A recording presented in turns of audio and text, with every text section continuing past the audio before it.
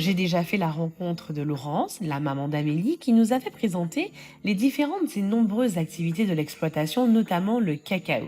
Une tâche menée par Julie, la cadette. Mais la polyvalence reste le maître mot dans cette entreprise familiale, comme va nous l'expliquer Amélie qui en gère aussi la communication. Amélie, sur ce domaine, vous avez fait le choix de mettre l'agriculture martiniquaise, l'élevage aussi au centre de toutes les préparations, de tous les mets. Oui, on a fait le choix de mettre la Martinique en fait au centre de la cuisine, mais pas seulement la Martinique. On a choisi vraiment de mettre tout le vivant au centre de la cuisine. C'est un choix écologique, c'est un choix aussi culturel.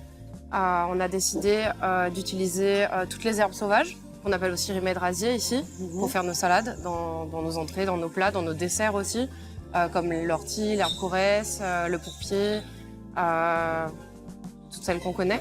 On a fait le choix également de recevoir tous nos animaux sur pied pour pouvoir travailler toutes les parties. Donc avec le cochon par exemple, on fait le pâté de tête, du saucisson, de la copa, enfin toute la charcuterie. Le poisson vient évidemment du pêcheur. On a un pêcheur qui travaille super bien et qui nous est un petit peu attitré, qui nous livre du thon excellent. On travaille également le lait cru de frégate, avec lequel on fait notre fromage frais, notre beurre quand on en a besoin. Bien. Donc on n'utilise vraiment rien qui vient de l'extérieur. On fait tout nous-mêmes, toutes nos fermentations. Et quand on dit une cuisine vivante, c'est vraiment une cuisine, les produits viennent vraiment de la terre jusqu'à l'assiette.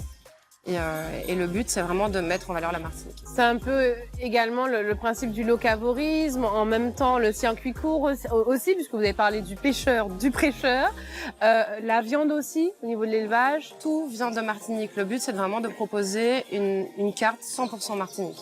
Et justement, cette carte, ça veut dire qu'elle change en fonction des saisons, de la production. Ça veut dire qu'elle change en fonction de ce que le grand garde-manger dans lequel on est peut nous offrir.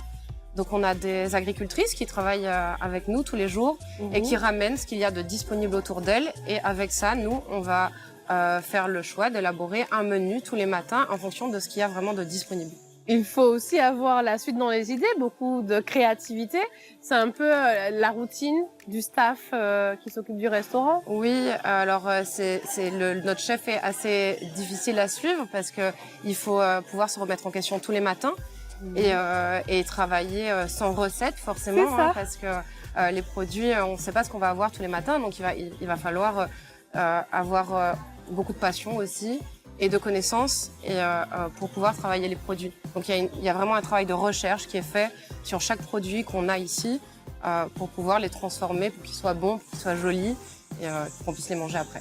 On a eu l'occasion de faire la visite approximative, hein, parce qu'on est sur un domaine qui est très grand, qui est très vaste. On a vu qu'il y avait des piments, des avocats, tous ces éléments, comme vous l'avez dit, ce grand garde-manger, contribue à l'élaboration de cette cuisine inventive. Bien sûr. Et vivante. Oui, bien sûr. Tout ce qu'on a autour de nous, vraiment, on va chercher chaque chose qui est comestible, qui est présent autour de nous. On va essayer de le mettre en avant, vraiment pour mettre en avant la Martinique, en fait. Qui a eu l'idée de ce restaurant et du concept, de l'esprit du restaurant? Le restaurant, il existe depuis pas mal d'années déjà. Après, avec mes frères et sœurs, on a décidé de revenir pour travailler en famille et de prendre vraiment un virage écologique et surtout qui a du sens pour nous parce qu'on est attaché vraiment à notre île et on a envie de la mettre en avant et on a envie de faire découvrir tout ça aux gens qui viennent nous visiter. Donc nous tous, ensemble, on a décidé très logiquement de mettre en avant tout ce qu'on avait autour de nous. Parce que parmi les enfants au Marot des Grottes, en fait, vous êtes l'aîné. Oui, je suis l'aînée. Donc, est-ce que c'est le leader également des frères et sœurs ou alors c'est vraiment de concert que vous arrivez à trouver un équilibre entre vos passions et vos tâches respectives? Non, je pense pas qu'il y ait vraiment de leader particulier. Je pense que c'est un travail d'équipe et vraiment une passion pour un lieu qu'on a envie de préserver et puis de faire découvrir aux autres et une passion aussi pour notre culture et pour tout ce qu'il y a tout ce qu'il y a à montrer en Parce Martinique. qu'il y a beaucoup de polyvalence. Julie, par exemple, on la voit au bar avec ses jus d'ortie. On va également la voir au niveau de l'unité de transformation du cacao. C'est vraiment cette polyvalence. Tout le monde va s'attribuer, va s'affecter une tâche. Oui, c'est ce qui fait partie aussi de l'osmose du groupe en fait. Super. On travaille en famille, mais on a plein d'autres gens qui travaillent avec nous en fait. Et on est tous comme une petite famille. Et c'est comme ça qu'on arrive à transmettre les choses. Julie, quand elle va chercher les orties dans le jardin le matin et qu'elle les travaille au bar, elle va pouvoir vraiment transmettre cette passion qu'elle a pour le produit et pour qu'il soit respecté du début jusqu'à ce qu'il arrive dans le verre pour être bu. Parce que sinon, ça n'a pas de sens. Quels sont les retours des clients qui découvrent, les locaux comme les touristes? Je pense que le mot d'ordre, c'est vraiment la surprise. Parce qu'on s'attend pas forcément à manger des herpores en salade ici en Martinique.